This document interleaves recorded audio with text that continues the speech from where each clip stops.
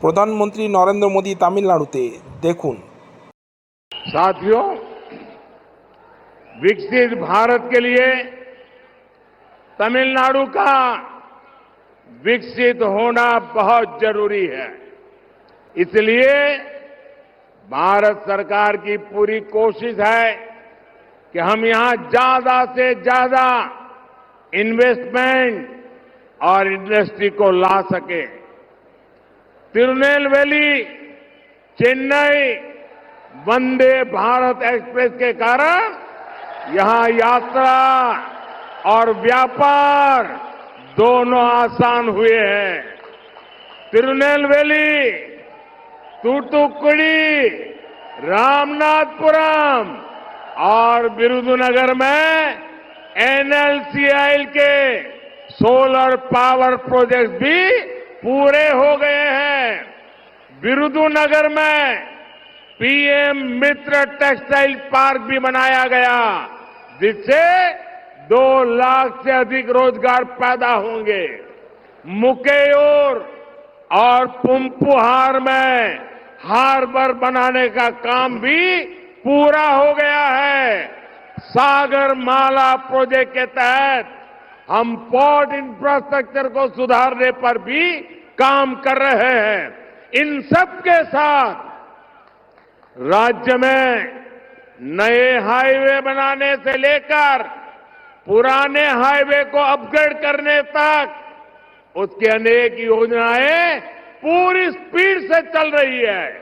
साथियों, मोदी के पास 10 वर्षों का ट्रैक रिकॉर्ड भी है और अगले 5 वर्षों का विजन भी है। हम भारत को 11वें स्थान से दुनिया की 5वीं सबसे बड़ी इकोनॉमी बना चुके हैं। हमारा विजन है कि अब तीसरे कार्यकाल में भारत को विश्व की तीसरी सबसे बड़ी अर्थव्यवस्था बनाएंगे।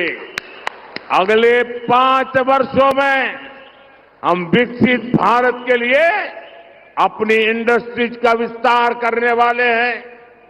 आज हमने तमिलनाडु के हमारे युवाओं को अपनी तमिल भाषा में मेडिसिन और इंजीनियरिंग जैसे विषयों की पढ़ाई के विकल्प दिए हैं।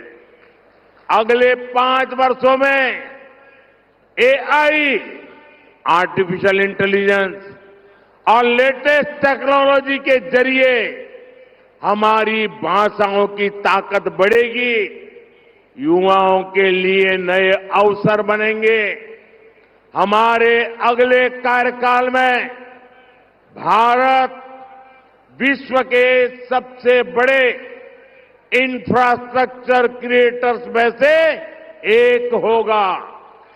बीजेपी सरकार ये सुनिश्चित करेगी कि जो इंफ्रास्ट्रक्चर अब तक विकसित देशों में देखा जाता था, वो हमारे गरीबों के घर तक पहुंचे। नண்பர்களே, साथियों, साउथ तमिलनाडु के लोगों के जो मुद्दे हैं वो बीजेपी भली भांति जानती है। बीजेपी इन मुद्दों को लेकर बहुत संवेदनशील है और हम इस पर काम भी करेंगे। ये मोदी की गारंटी है कि साउथ तमिलनाडु में विकास को नई गति दी जाएगी और यहां के युवाओं को काम के लिए घरों से दूर नहीं जाना पड़ेगा। साथियों, 2024 के 24 के चुनाव में एक तरफ विकास और विजन की बात करने वाली बीजेपी है, वहीं दूसरी ओर डीएमके और कांग्रेस जैसी पार्टियां हैं। ये सरकार में इसलिए आना चाहते हैं ताकि अपने परिवार को आगे बढ़ाए, अपने परिवार की जेब भरे। इनसे पूछिए कि तमिलनाडु के विकास के लिए वे क्या करेंगे। ये बोलेंगे पता नहीं है, लेकिन इनसे पूछ लीजिए कि इनकी पार्टी का अध्यक्ष अगला कौन बनेगा, तो ये बात इन्हें जरूर पता होगी, क्योंकि परिवार से ही कोई न कोई अध्यक्ष बनेगा। इन पार्टियों को देश से भी बड़ा अपना परिवार लगता है। ये परिवारवादी पार्टियां तभी तक सफल हो सकती है जब तक कि ये समाज को बांटते रहे।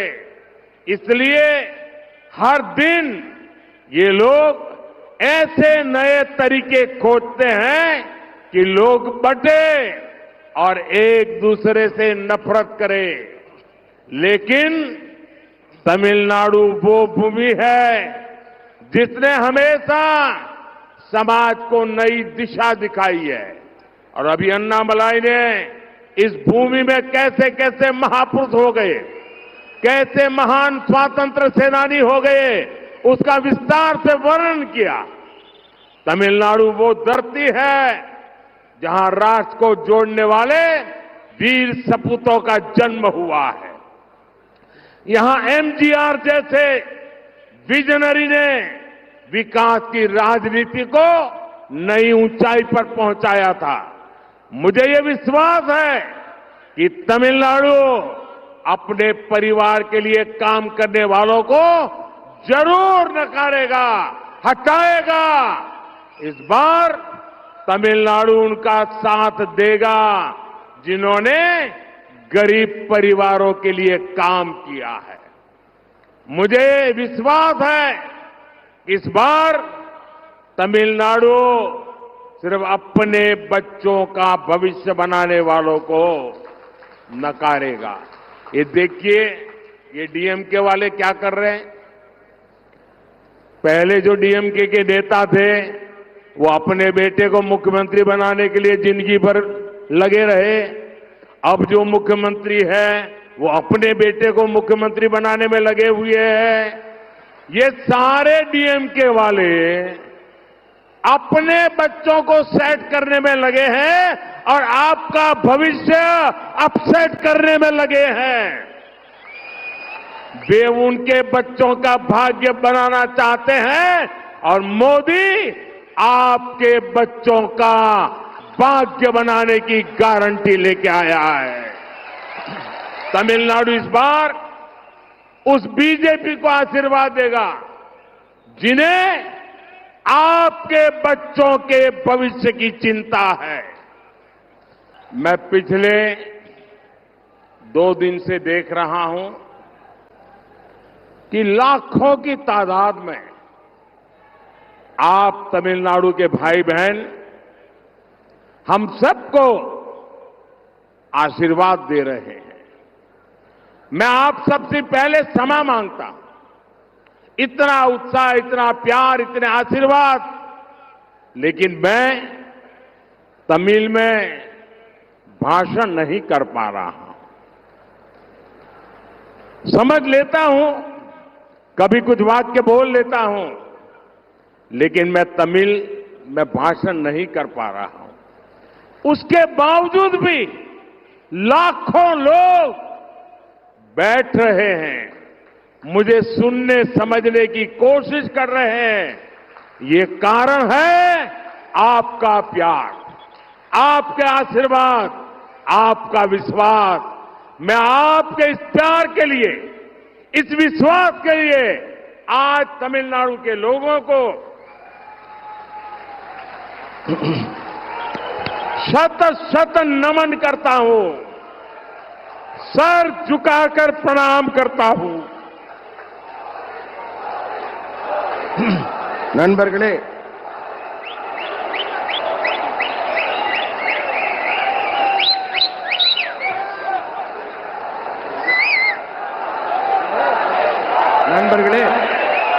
அமைதி. நான் உங்க முன்னாடி நிக்கிறேன்.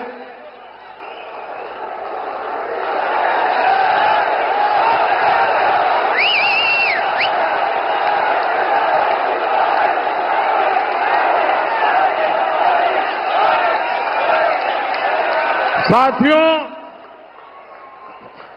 आज विपक्ष के नेता भी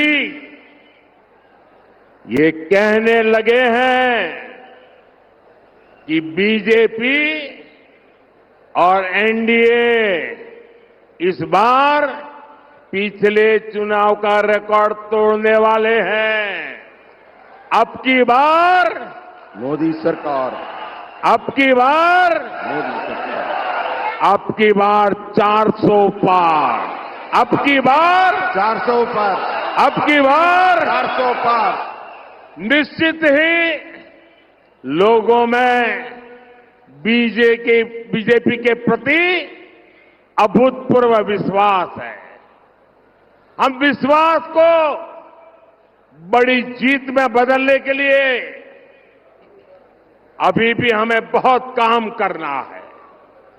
हमें हर घर तक, हर बूथ तक अपने तीसरे टर्म का विजन पहुंचाना है। इसका मतलब है कि आपको हर घर जाकर ये बताना होगा कि मोदी ने तिरुनेलवेली आकर उनका आशीर्वाद मांगा है। मैं तमिलनाडु के मेरे साथी कार्यकर्ताओं को, आप सबको ये जिम्मेदारी देकर जा रहा हूं। जितनी मेहनत आप करेंगे उससे ज्यादा मेहनत मैं करूंगा। हम मिलकर तमिलनाडु को आगे बढ़ाएंगे। इसी संकल्प के साथ मैं फिर एक बार, ये मेरा सौभाग्य है कि तमिलनाडु मुझे इतना प्यार कर रहा है, इतने आशीर्वाद दे रहा है। நண்பர்களே,